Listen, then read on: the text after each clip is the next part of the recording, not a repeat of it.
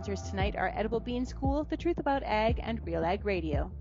Real Agriculture's RealAg Radio is Canada's only daily 1-hour agricultural radio show broadcast across North America on Rural Radio Channel 147 on Sirius XM.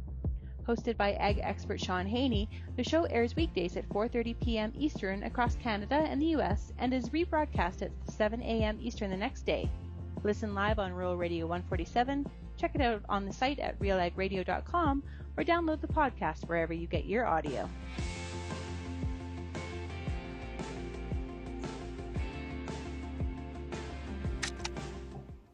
Hello, everyone, and welcome to the Agronomists. It is our 200th episode.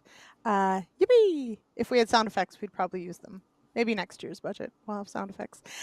Thank you, everyone, for joining us here. It is pretty remarkable to think this little show that Sean Haney started to keep everybody in touch during the pandemic turned into something that we still look forward to every Monday night. And so glad to have everybody here. And thank you to everyone who's made it a part of your routine. And of course, to all our guests, our experts, our researchers, our agronomists who have made it all possible. We really do appreciate the time you take out of your busy schedules to join us for this and answer all our questions. And tonight is no different, which we'll get to in just a moment. But as always, if you collect those CU credits, head on over to realagriculture.com/agronomist. Let us know you watch the show and we'll get you those credits. And of course, while you're there, sign up for our e-newsletter for the agronomists as well. I see Peter's in the chat. Kevin's there as well. Mark is fishing. So that's dedication that you're still going to watch the show while you're fishing. I really hope we don't scare the fish away. All right, let's bring in tonight's guests. We've got a fabulous show lined up. We are going to talk about stress, but a certain kind of stress, plant stress, because we don't need to talk about my stress. But speaking of some great people joining us during the very busy season, we'll start with you, Deb Campbell, joining us from somewhere in a field in possibly the Dundalk Highlands. How you doing, Deb? Well, surprise, surprise, I'm actually in Northern Ontario. Amazing. Yeah. Putting some miles. So yeah, stressful time of year. And thanks for having me on, Lyndsey. It's always great to join you guys. All right. And we're going to dig into what some of those crop stresses are that we might be seeing. And Pierre Migner with Agro 100. Welcome here, Pierre. First time on the show. Thank you for having me. Really excited to be with you guys and talk about this fascinating subject of stress. Mm-hmm. It is one, I have to say, we thought of doing this topic a while ago, and I'm not going to take the blame for the rather stressful season we've had, but I feel like I might have jinxed us a little. Pierre, first time on the show, maybe let people know what you do, who or what is Agro 100, and what keeps you busy. Oh boy. Yes, I'm an agronomist, graduated from McGill University many, many years ago. I'm head of research and development at Agro 100. Agro 100 is a Quebec-based company that develops, manufactures, and sells liquid fertilizers and biostimulants throughout North America, Mexico, US, Canada. So that's what we do. Mm-hmm. All right. Now, Deb, you did mention you're up in Northern Ontario, incredibly busy time of year. We're going to dive into sort of what is abiotic and biotic stress, but just as a recap, what sort of season are they having in the area of Northern Ontario that you're at? Actually, where I'm at, just outside of Iroquois Falls, they've had a really good planting season. They've had a decent amount of rain this spring, and yet there's still some emergence issues happening on some knolls. And unfortunately, they've had a series of frost events, so the low areas are looking a little thin.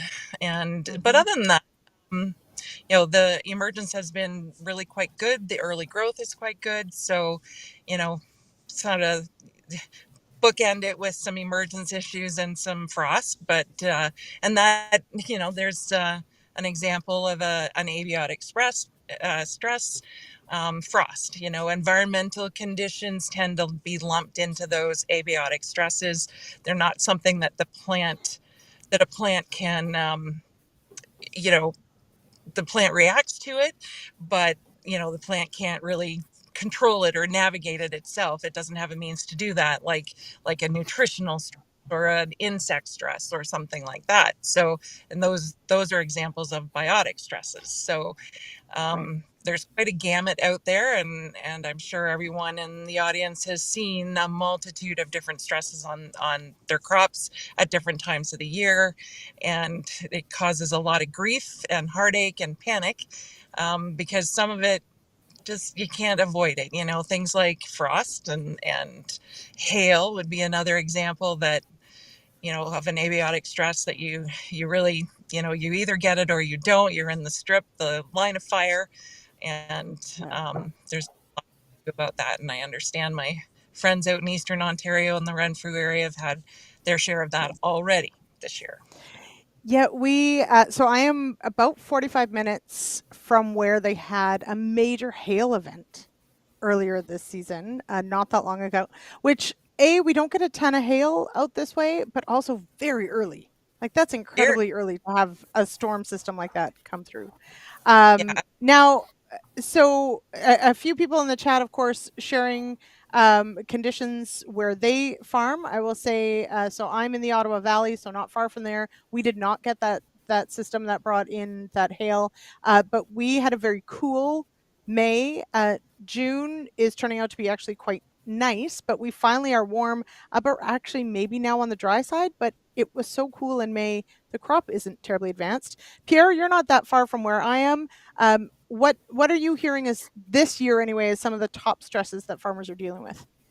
Cold soils, lots of water and very cold soils. So plants were slow getting out and slow growth. Right now, things have changed a bit in the past week, but corn is 2 to 6 leaf stage. So it changed a lot in the past week, but cold soils was the biggest issue at the beginning of the year. Planting was delayed. And so, yeah, that's too much rain. Yeah. So, okay. So Deb sort of touched on the difference between biotic and abiotic stress. And we're going to start with sort of laying out what these terms mean, because how we deal with them are exactly that. Some of them are just you got to take your lumps. Some of them might be things we can plan for, and some might be things we can react to. And I've got some clips tonight that maybe compare and contrast some of those options. But Pierre, maybe I'll start with you. Deb touched a bit on abiotic and biotic stress. How do you work to define a biotic stress versus an abiotic stress?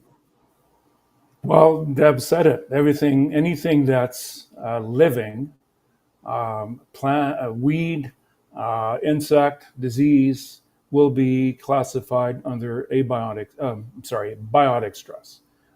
Anything else is abiotic stress. And plants have developed over the millions of years of evolution ways to sense these stresses, either biotic or abiotic. And so plants cannot, I shouldn't say that. Plants do have mechanisms to help overcome these stresses, but not perfectly. So that's where we come in and try to help them out. That's right. And some of these areas get sort of gray. As Mark says, is a smeared sidewall at planting abiotic or biotic stress, Deb? How do we classify poor planting conditions? That's a man-made stress. Mm-hmm. And I guess technically it'd be an abiotic stress, but because it's a physical, not biological. So, and there's a lot of that showing up on headlands, and seed slots are opening up in fields that were maybe seeded a little bit on the wet side, which that's the nature of the beast when you're in a wet spring and you make things go, and they're just maybe only 80% fit, and everybody kind of cuts some corners in that manner just to try to get acres seeded. So quite realistic, and we've seen that lots of times over the years. But one thing that I like, when I'm approaching stress, and trying to figure out how to manage some of those stresses, to me, it goes all the way back to when you're building your crop plan in the wintertime, or even before Christmas. Your soil testing helps to mitigate nutritional deficiencies, which is a stress. Your herbicide plan, having a proactive herbicide plan, that's part of the reason why we tend to favor pre-emergence herbicides, so that we can minimize the amount of competition that weeds put onto our plants. Um, you know, Having our fungicide plans in place. Stripe rust is a prime example in winter wheat this year, that it's just overrun some fields to a very negative way. And the heads didn't even come out, they just died. And I don't think I've ever seen anything like that in my career. Probably some folks in the tar spot zone in corn have seen something to that effect. But there's a biotic stress that having that proactive plan in place, you can virtually eliminate it or prevent it from happening and inflicting the stress on the plant. So yeah, that we think of crop planning in terms of getting things done and getting your products ordered and getting all the things lined up, but if we're really thinking things through, it's also mitigating a lot of stress right out of the gate, hopefully. Right. Yep. Hopefully, yes. And Pierre, you mentioned, and we've got a good slide we'll go to here in just a moment, but you mentioned, the crop itself has to manage the stress in some way, and that plants have evolved to live and grow and reproduce under a lot of these stresses. What do plants? I'm fascinated by this, but plants actually have different ways that they manage different stress. So what are examples of the ways that our plants will overcome or try to fight different stresses? Well, let's talk about biotic stress. A plant will sense the presence of a fungal disease and will trigger production of what we call reactive oxygen species, which are very, very strong oxidizing molecules that can, in the first stage, trigger defensive mechanisms, which are usually enzymes that the plant will produce, and these enzymes will help control the disease, or will cause thickening of cell walls, or may even cause cell death, so that the disease will not infect. It's like burning a strip in the forest to prevent fire from Right. getting too important. Same thing. The plant kills that cell so that diseases won't grow too quickly. So these mechanisms are all related to reactive oxygen species. And reactive oxygen species are produced when the plant is subjected to abiotic or biotic stress. So these reactive oxygen species are the key to a lot of these physiological responses that the plant will suffer from, if I could say that. Yeah. So, well, because I find we've talked on this show many times about, how weed species or weeds in a dry year will actually thicken up the cuticle and try and Yep, conserve water and actually become harder to kill with our herbicides. But our crop species also have their own defense mechanisms. But that correct. doesn't mean that that's necessarily enough to protect against all the different stresses that they're at. But I think it's a fascinating thing to recognize that our plants are not just necessarily helpless little wisps in the wind, that they actually do, sense exactly that. They'll sense that they're under attack, or sense a weed as a neighbor. Sometimes maybe it's not a weed, it's just a neighbor. So it's really quite fascinating when you look at how plants actually react to these things. Yeah, the plants develop, like, I will give you an example. Um, Plants sense the presence of chitin. And this chitin, if you think about it, chitin is the exoskeleton of insects and is part of the hyphae of a disease. When the disease infects the leaf, chitin is a good portion of that hyphae because it gives it rigidity. So the plants have developed a sensing mechanism for that chitin. It's called CERC1. It's a mechanism that's well described in the literature. And so when the plants sense the presence of chitin, they will then trigger the production of certain hormones that will then trigger the production of more enzymes that will help Right. reduce the impact of these biotic stresses. So it's a very tightly balanced system. You know, when a disease or an abiotic stress appears, the plant will react, will sense it, and will react. Yep, somehow.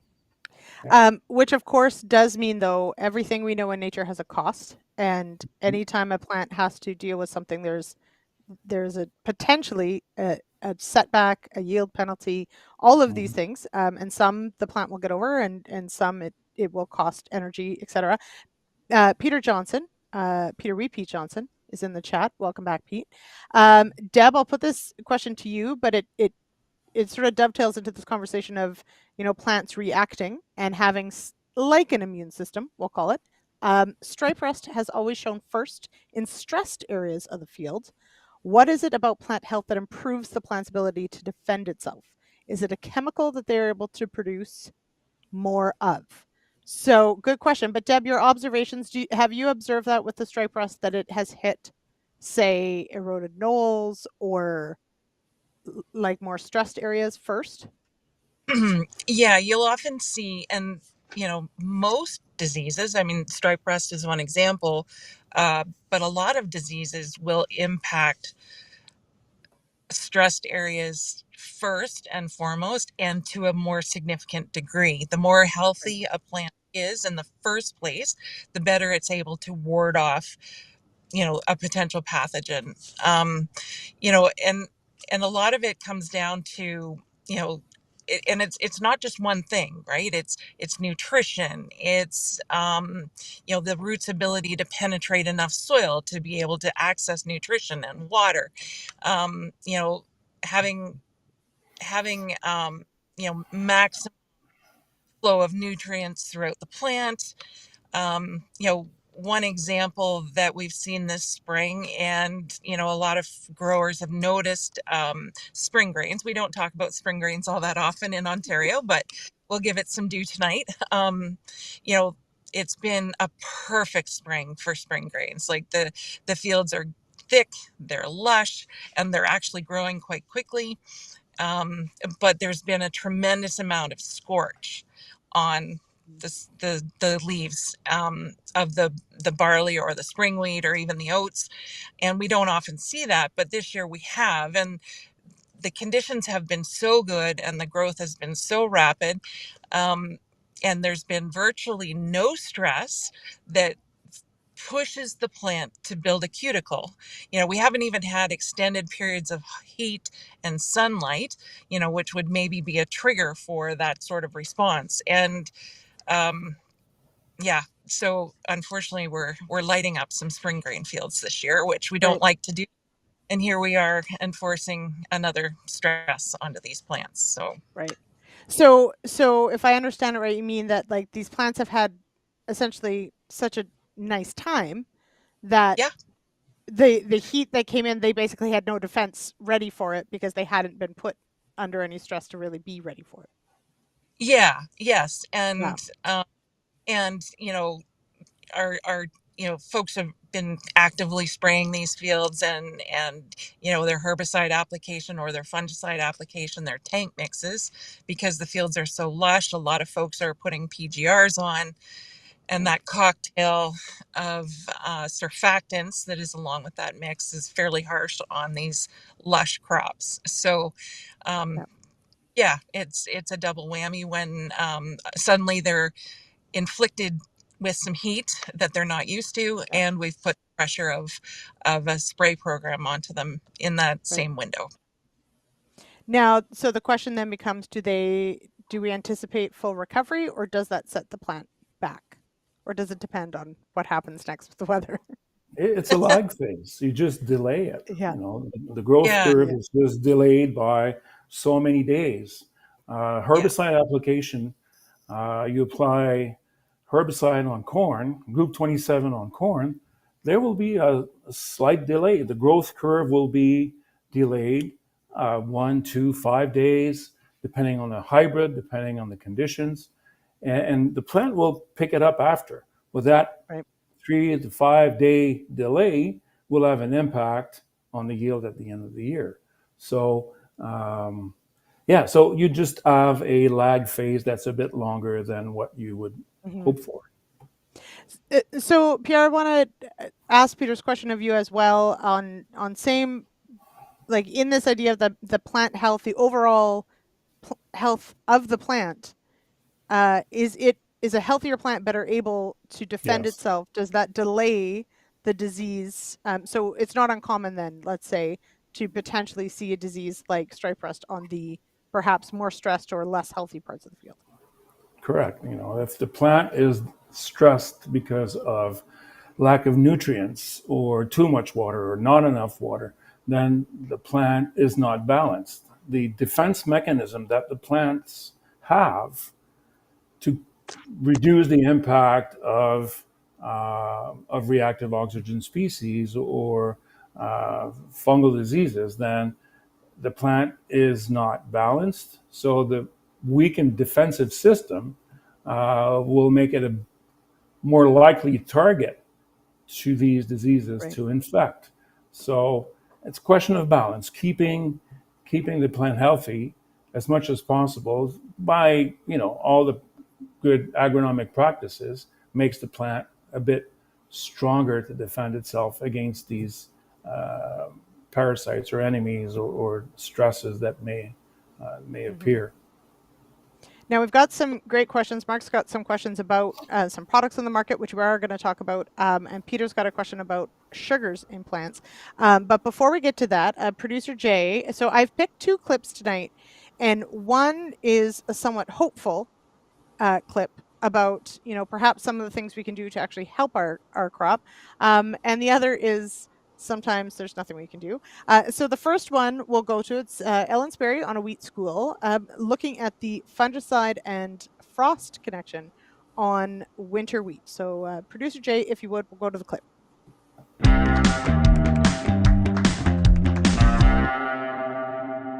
Peter Johnson at Wheat Pete, RealAgriculture.com, and we're back here with Ellen Sperry. She's the general manager here at C&M Seeds, and we're in the research plots. This is actually the Ontario Cereal Crop Committee performance trials. We love coming here close to harvest or through grain fill and see what things look like. Always find something interesting. Ellen, what's interesting here this year? So this year, what's kind of cool that we haven't seen before actually is we were walking the plots a day or two ago and noticed what appeared to be frost damage on one variety in particular. And the interesting thing was it was more damaged in one rep versus another. And we noticed the difference was between sprayed and unsprayed. Okay, so the frost damage is sort of not maybe surprising because we had some really cold temperatures, and we do see a little bit of frost damage in winter barley. We expected frost damage in winter canola, didn't really get it, but this is frost damage that would have been early on when this crop was quite small. Kind of unusual, isn't it, to get frost damage at that time? It is something we really have not seen before, to be honest, in our plot. So this is a very unique situation. Yeah, and so you said it's worse in one rep. Do you mean is it only in one rep?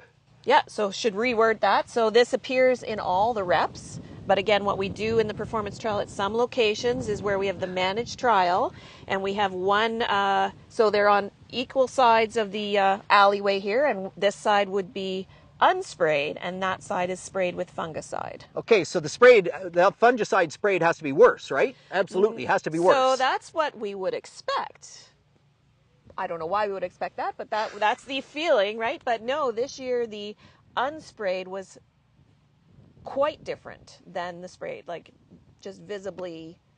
And so it's the unsprayed that has more frost damage. Correct, sorry, yes. Yeah, it's interesting. So let's think about why that might be.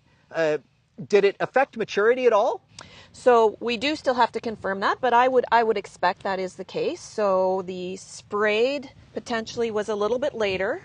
And again, I'm sure we were all glued to our phones watching that weather, like night after night for about 3 nights in a row. And there would be 1 or 2 nights where, yes, we had below zero, minus temperatures. Yeah. And if that plot that was sprayed was a day or two later, then it potentially escaped.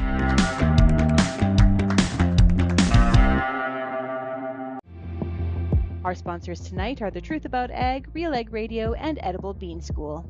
From planning to seeding to fertility and nutrient management decisions to harvesting and storage, Real Agriculture's Edible Bean School is a video series that tackles every facet of the edible bean growing season in an engaging and informative format.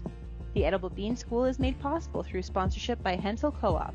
Learn more at realagriculture.com/edible-bean-school.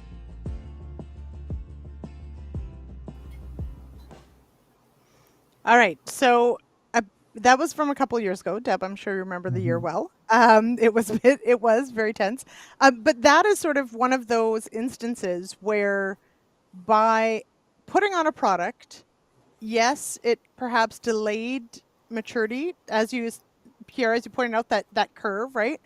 But in this case, actually worked out as a benefit potentially, because that cold weather hit just at that critical timing.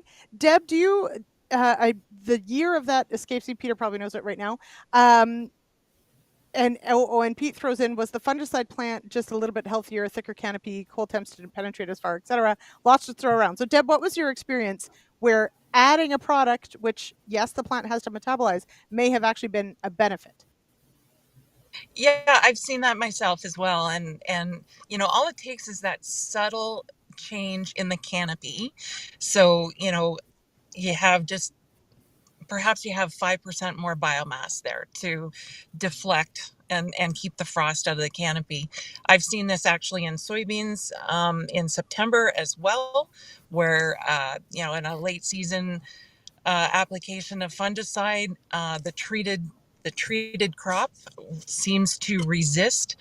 We'll call it resist the frost impact versus an untreated crop of soybeans.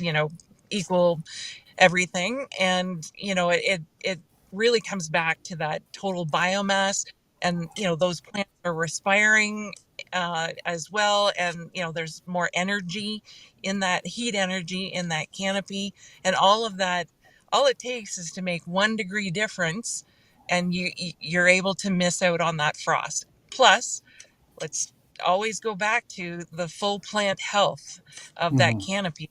Here it is, the better it's able to ward off things. Now, it's hard to say that about something as physical as frost, but the nature of the temperature in the canopy and that respiration and that biomass factor is very real. That's part of why. Yeah. Pierre, you want to add to that? No, I agree. I think it's a question of timing and canopy and biomass. I agree completely with what Deb just said. So let's, producer Jay, if you would, Pierre's got a slide here about the yield impact of certain stresses, and because realistically, I mean, we know, and I've got a question. There's a few other questions that come in, but I've got a question about herbicide application as well. But Pierre, maybe walk us through, when we're looking at this, one thing that sort of strikes me is the difference in the yield loss between different crops based on the stress type. Yeah. Walk me through the thought process of that. Why does that happen? Yeah. Well, the way this was presented in the literature is basically the average yields, or not the average yields, but the maximum theoretical yield. Let's use corn as an example. So they basically measure the amount of energy that 1 acre of land will receive during growing season. And with that, scientists are able to calculate the maximum theoretical yield. And they did the survey, this worldwide survey. They looked at the typical average yields in different areas. And in corn, for example, we're at about 20% of the theoretical maximum yield, 20 tons over about 100 tons.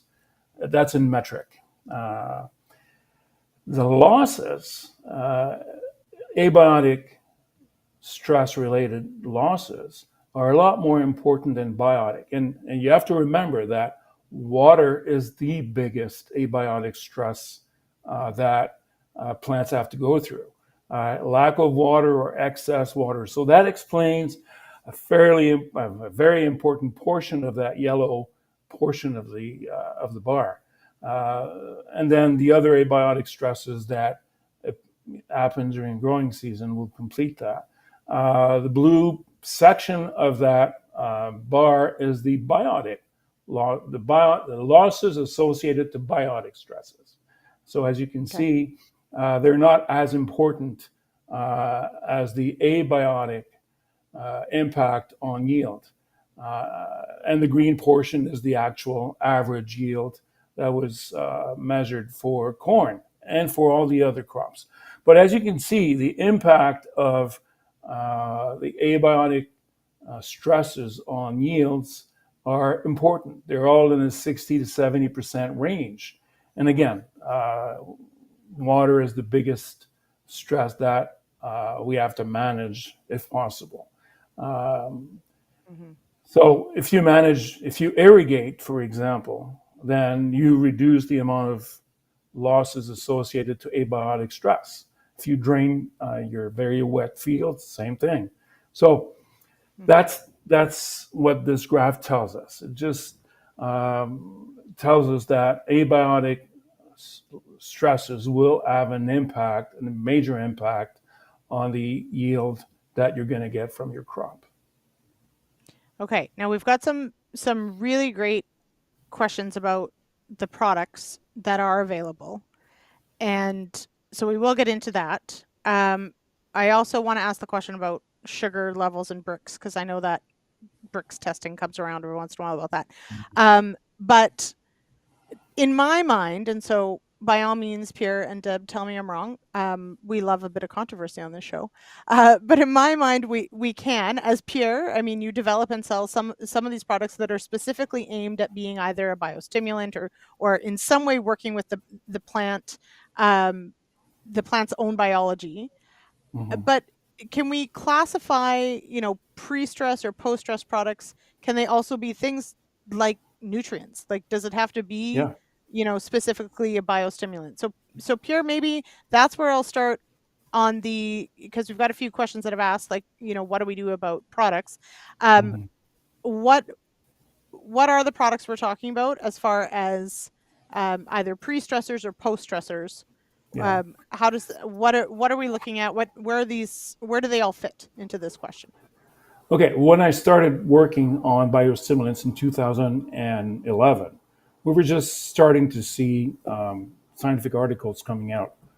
And over the years, this segment of the market developed and some definition were officialized. So biostimulants are substances that will improve nutrient use efficiency and reduce the impact of abiotic stresses on the crops. So that's what biostimulants are. That's what they do.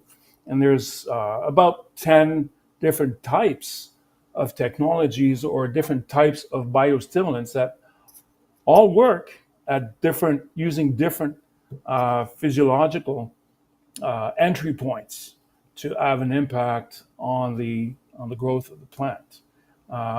So that's what biostimulants are, and that's looking at the tools that are available for farmers to help mitigate the impact of abiotic stresses. That's a new category of technologies that can help prevent these losses associated to abiotic stresses.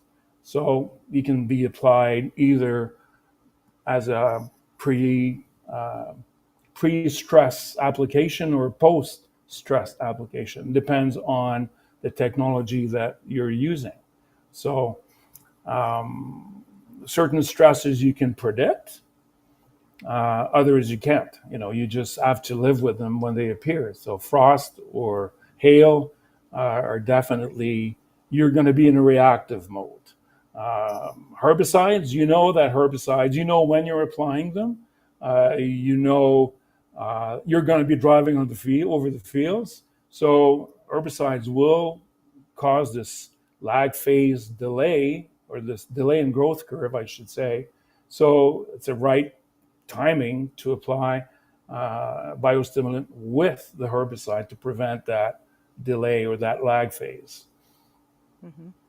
Deb, So, similar question of how you approach, you know, what we can do pre-stress, because there are a lot of stresses we don't know whether we're going to have to deal with them or not. But then there are the others, as Pierre points out, there's ones that we're probably pretty sure of. You know, on the biotic side, probably of certain, let's say, insect species. I think Pete had a question about cutworm up where you are right now. You know, there's some things we can prepare for. So how do you broach that, you know, pre-stress sort of thinking? And then what, if anything, are you, you know, telling your clients that, you know, they should consider post-stress? Yeah. So going back to where I started, I like to have um, a proactive approach to a lot of things, as best I can. You can read read the crop. I don't want to sound like a crop whisperer or anything like that, but you You can are. see you can you can see the crop's reaction to things, and there's subtle changes in the crop. It could be color, it could be variability. um, you know a classic example right now is the lack of growth in soybeans. A lot of discussion around the lack of growth in soybeans, and it's temperature, it's soil conditions. There's a lot of reasons, compaction, a lot of reasons behind that. And so again, having that proactive approach that mitigates, some or all of those stressors, to me is number one. That's where I want to be to start with, right? This spring we thought we were planting into excellent soil conditions, and yet that soil still managed to pull tight, and the weather turned backwards on us, and here we are with some stressed soybeans that you know they've been in the ground for, some of them have been in the ground for 7 weeks, and are Wow. just at first hit. So number one is that proactive approach of ensuring the package takes into account certain stressors, like timely weed control, and a full nutrition package so that the crop is never really hungry, those sorts of things. When I get into a situation where, yep, okay, we have some stress moving into the field, you can see it, the subtle changes in the crop, that's where you know I like to approach it of diagnosing what the cause is. And sometimes it's obvious, it's just been too dry, or it's been too wet. But sometimes it's not obvious, right? So you have to get out there and start digging, and maybe run a tissue sample, and look at the root development from good areas and poor areas, and do some diagnostic work, right? The crop is telling you something, and it's up to you to figure out what it is, because you don't really know whether you need to apply more nutrition, or heaven forbid, if we had to scuffle to open up soil. Nobody likes to hear that word. But our soil conditions sometimes are the problem, right? And we're trying to induce root growth, and initiate root growth and development, um, and sometimes, that's not necessarily something you can do with an application. Maybe some nitrogen might initiate that, but quite often it's the physical soil conditions, and we're stuck waiting for a rain, or we do actually scuffle. Some of our organic producers have a little bit ahead of us Yeah. in that regard, I guess. But so, yeah, the proactive approach, the diagnostics, to truly figure out what it is that's going on in the field that's causing some of these symptoms that we're seeing, and understanding what the symptoms are telling us, is all part of the Mm-hmm. process. Now, Pierre, one of the questions we've got here is, there are a lot of products out there. There are some that are seaweed based, some are algae based, some are ground up crustaceans, some are nutrients. How do we, as a farmer, as an agronomist, how would you suggest someone approach looking at what products are out there, and how important is it to understand what they can or can't do, or how the plant uses them?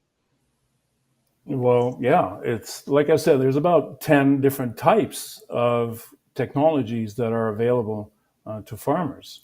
Deb was talking about root development. Certain biostimulants will help produce or help the plant produce more root hairs. So you have better volume exploration by the root system. So that's one way, one preventative approach that uses a technology that is hormonal based or humic substance based that will help the plant develop these root hairs. So a farmer has to understand what he's trying to prevent or resolve. So humic substances will have specific roles. Hormonal signals will have different roles. If we want to promote root growth, you can use auxin based or auxin mimics that will help the plants develop these root hairs. So there's understanding what the different technologies do. We're talking about crustaceans. There's products that contain chitosan. Chitosan is basically broken down chitin that I told you about CERC1, the mechanism that the plants have to sense the presence of chitin. So chitosan is a broken up chitin type of product that triggers in the plant the production of defensive enzymes. So all of these, you have to understand what these technologies do, what these products do. And like I said, there's plenty of literature supporting the use of these different technologies to help the plants. There's a great question about fungicides delaying maturity that I want to get to at some point. But I want to go back, Producer Jay, if you would, go back to Pierre's slide 1, because there's a good question that came out of this. But also Pete thinks everyone's picking on wheat, but that's maybe because his name is Wheat Pete. But anyway, but Jason asked a follow-up question to this, which I think is a really great follow-up question. And this is of course just a slide. It's not the whole paper or anything, but how important is it to know what the stresses are to manage them in those different, like in the abiotic versus biotic? Is there work out there that shows, we mentioned water, we know obviously, because if it rains, it cures a lot of sins. But if it doesn't, we have other problems, or if we're flooded out, we have problems. But of the other things, is there decent science out there on some of the other stresses, on which ones are perhaps the most impactful in driving down yield? Do we know that? Yes, there's plenty of research. I'll give you an example. Very dry year. There's a 2-week period of no rain. Plants suffer. Stomata close, cuticle thickens. The plant wants to protect itself. Doesn't want to lose water through evapotranspiration. And what we know now is that the plant recuperates in 2 stages. The first stage will be okay. Water has come. There's been rain. The water will be absorbed by the roots, and the plant will basically restart the physiological mechanisms that are necessary for growth. The second stage is getting rid of the reactive oxygen species that were created during the dry period.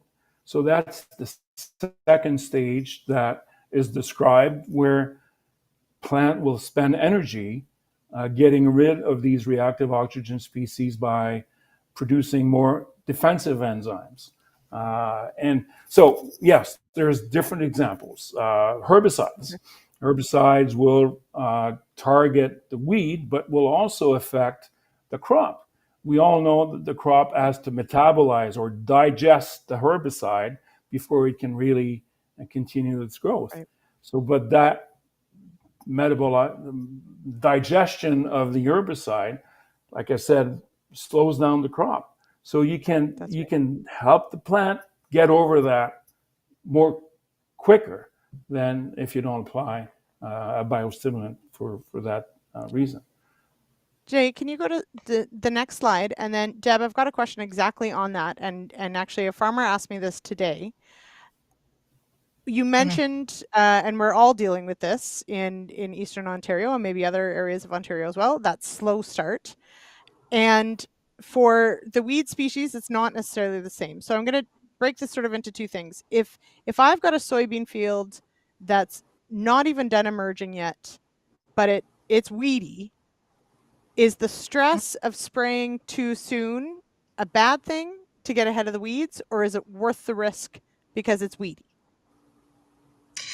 Yeah, well, right. So we're stacking stresses on top of each other here, Yeah. right? So, the multi-stress factor, which is very real, starts to compound.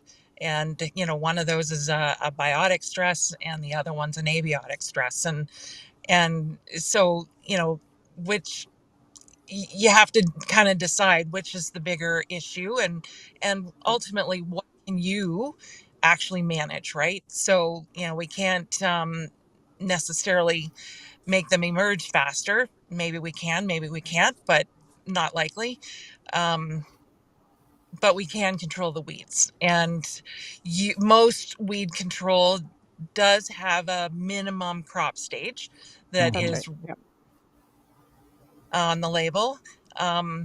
But when push comes to shove, and action is needed, most of the time we'll somewhat ignore that minimum crop stage and just eliminate the stress that we can manage. And, I advocate for that every day, all day. So, Yep.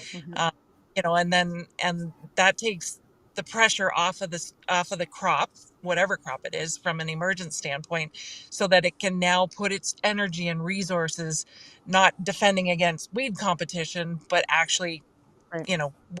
towards emergence issues. Yep. Yeah. Now, but conversely, if the crop is not quite yet emerged, but here we are middle of June, and the sprayer's going by and says, "Hey, should I go spray this field?" But it's not weedy, I would say wait. Yeah. Yeah. I would too. I mean, Yeah. depends on a few different factors in that scenario, It but could rain for the next 10 days, I guess, right? So there is that, but yeah. well, I did say I do advocate those pre-emerge products. So if the beans aren't Right. up and an opportunity to use a pre-emerge that's going to keep it clean for a longer window of time, usually there's an advantage to that. So Yeah. Okay. I Yep. favor that. Okay. Yeah, That makes sense. That I absolutely find makes sense. Okay.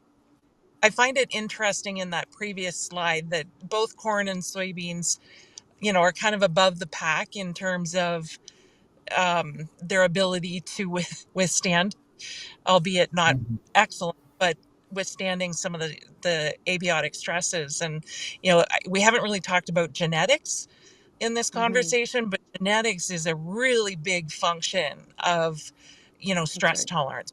It's Right. disease tolerance, whether it's, its ability to emerge in tough soils, right? There's differences between genetics and I don't think we can ignore the fact that we've had tremendous yield gain in the last, I'm going to say 10 years, maybe 15, in both corn and soybeans.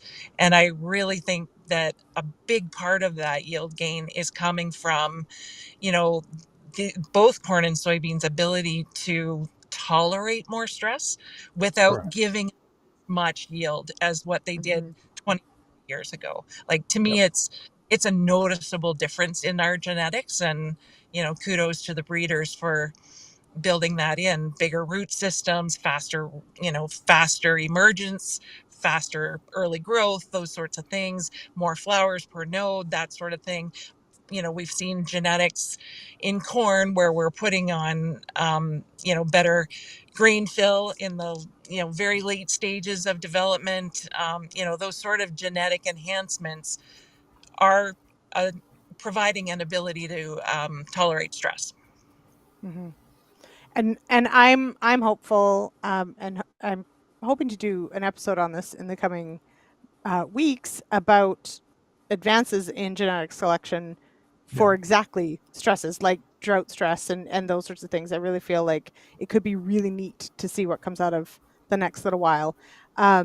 But advances in genetics definitely make a huge difference. Okay, we have to go to our last read of the night, and then we've got some great questions to come in. I'm going to, and I'll talk about the clip I didn't play because I think it's one of those Debbie Downer, but maybe not Debbie Downer moments. But anyway, producer Jay, if you would, let's go to the clip. It's hail. I'm just saying. Okay, we'll go to the clip first.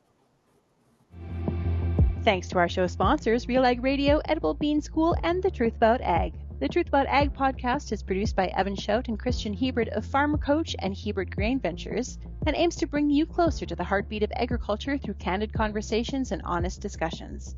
Find episodes wherever you get your podcasts, including realagriculture.com and the RealAg podcast feed.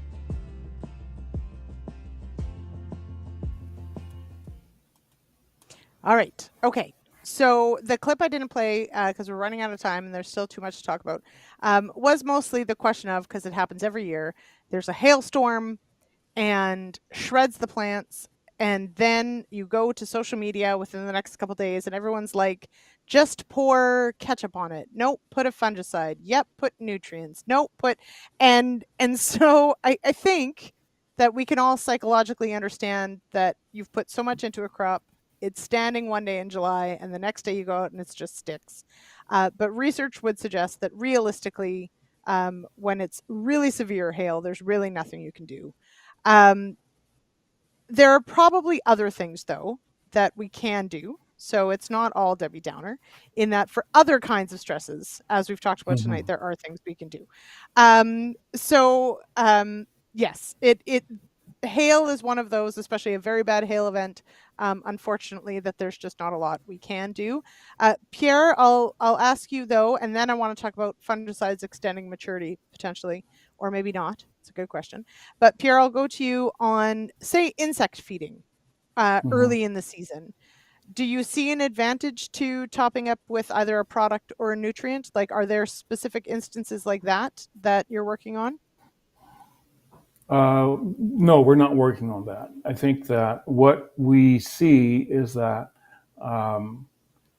healthier plant will be able to resist an infestation a lot more than a plant that is not as healthy.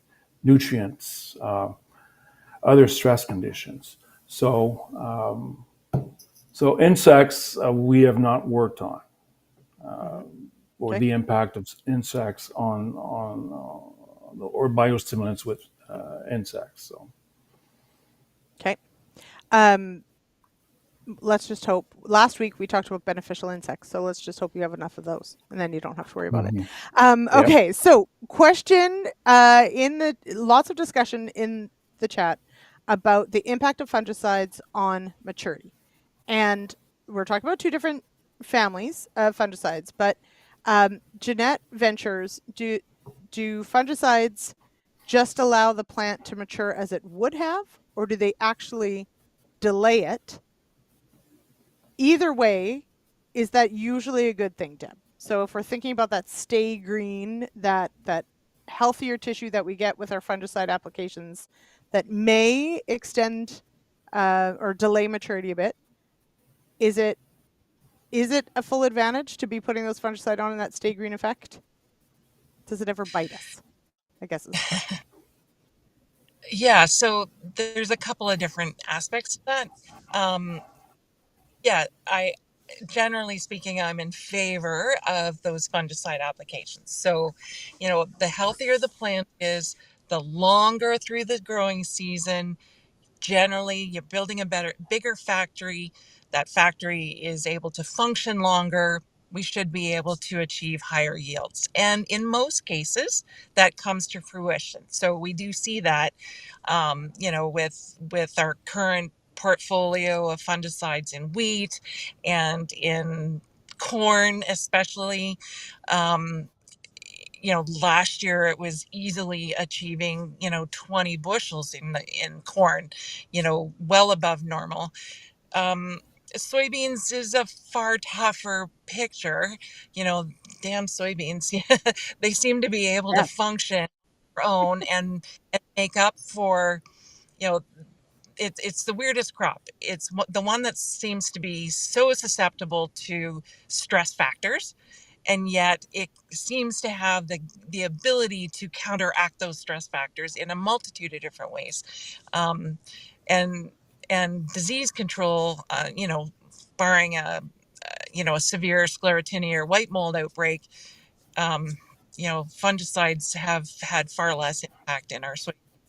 Um, the downside of that stay green effect, because you're winning the day usually with a significant yield increase, so that's definitely a plus. But for producers that are straw, when your straw is green and won't dry down, you're using harvest efficiency with your combine. You're potentially taking an extra day or 2 or 3 if you have a significant amount of acres to harvest that. More energy and consumption through your combines. You're raking and tedding straw, which nobody wants to do. Nobody So does. nobody does, That's but it's a funny. reality. And albeit I work in a lower heat unit zone, so I think that's maybe a more significant issue in that zone. But it's also, the zone that I work in, we harvest a lot of straw. Like, most straw gets harvested, very little gets put back out. So it is a significant factor, and it can also be a factor in corn. So again, the we're creating more yield. Quite often the plant is able to, it has a better ability to stand later in the fall, so we're not seeing lodging, those sorts of things. But you know between the stay green effect and those corn stalks and that residue not breaking down in the fall, it's accumulating into a tremendous amount of residue in the spring that we're having to fight through to get our soybeans planted. And it is a factor that we're seeing. There's probably a hybrid function by fungicide application, a correlation there as well. But so, it's not all good. We take the yield, but there are some conflicting pieces that come with it too. Mm-hmm. Jason Vogt would like to end any debate right now and say, just apply boron. It's the Frank's red hot sauce of plant stress mitigation. I do not endorse this message, but hey, why not? Okay. We're rapidly running out of time here. Mark's got a great question, and it's a fantastic question. Is ROI? So we have talked, and Deb's talked about the ROI of a fungicide. Pierre, when you've talked about the importance of farmers knowing and agronomists knowing what these products are, what they can do, how important is it then for producers or agronomists who are using these products? How do you suggest they go about answering that question of ROI? How would you suggest someone, if they've never used a biostimulant or a product like this before, what's a good way to work them into their agronomy package and be able to evaluate them fairly? Yeah. Well, you have to see the data. You have to see data from trials. And we recommend that farmers try the products on their farms. Now, the way you try products on your farm, you have to do it correctly. You're making important decisions on inputs that you're going to use eventually. So having a good layout of the trials, replicated strip trials are always the best way to really evaluate if a product will or will not work on your farm, on your under your conditions. So data packages for sure, and then try it on your farm. ROI is important. You have to have, our cutoff, our go no go decision is if we don't get a minimum of 3-to-1 return, then the technology is no longer recommended. So that's the type of data that you need to be able to select and adopt a new product or a new technology. I like it. 3-to-1. Deb, how many of these trials do you set up in an average season? Oh my goodness. A dozen of them. And looking, sometimes we're looking at products that are more focused on nutrition, or, we're looking at products that are more stimulant based. But, again, we're meticulously doing our side by sides, trying to capture that yield data, trying to understand and monitor what the crop is doing throughout that window of time. And, I find, and I'm going to make some generalities here, but these products, it's pretty well always $10 to $12 an acre. So getting a 3-to-1 return is very significant. And I'll be honest, I don't see that very often. We're probably doing well at a 2-to-1, and I would support a 2-to-1 if we can get those sorts of responses on a regular basis with some of these products. So yeah, but there's so much new happening in this space. Mm-hmm. When I think of what we had 10 and 15 years ago, we were working with the same old products and trying to get new things happening out, new results. But now there's a lot of new emphasis going into this, a lot of new combination products. So it's kind of an exciting period. And, Yes. I like to try new products and see what they'll do. And I would encourage producers to be doing that Yeah. as well. If I may add just one thing to Mhm. answer one of the questions, yes, the 3-to-1 is on the farmer's side. Definitely. Yeah. The other point that you need to look at is, yes, ROI, and the other one is the win percentage. Win percentage is the percentage of trials where the yield increase is at least sufficient to pay for the product. So you need to have that second piece of data so that you can evaluate the technology or the product. If you get a 60% win percentage, it means that 6 times out of 10, you're going to get your money back. Right. So So Pierre, that sort of speaks to the consistency then of a response, because exactly, right? it's a Yeah. Okay. consistency. So that's a Exactly. way to evaluate that. Yeah. Yeah, that's the Because way we yeah. do it anyway. Okay. Yeah, that makes sense, because that's definitely one of the things that, on this show, especially as we talk about, any product really, it's trying to find something that's a dependable response. So looking at it from that perspective, Pierre, I think is helpful of Yeah. recognizing it's the consistency of a response. And maybe 3-to-1 is too lofty, but 2-to-1, frankly, I have sheep, you guys. I take 2-to-1 return just about any day. Yeah. I'll be honest. Well, I like don't I usually said, get that. we're looking for this 3-to-1, and we're looking for at least an 85% win percentage. Those Okay. are the criteria that we use. When you're developing products, you mean, like from that Yes. perspective. Yeah. Yes. Okay. Sounds great. Okay, we are out of time. Ray says happy 200th. And I say yes as well. It is. Thank you both for joining me for this 200th episode. It is a bit of a milestone. I don't know if we'll make it to 500 like Pete has done with Pete's Word, but we're going to try.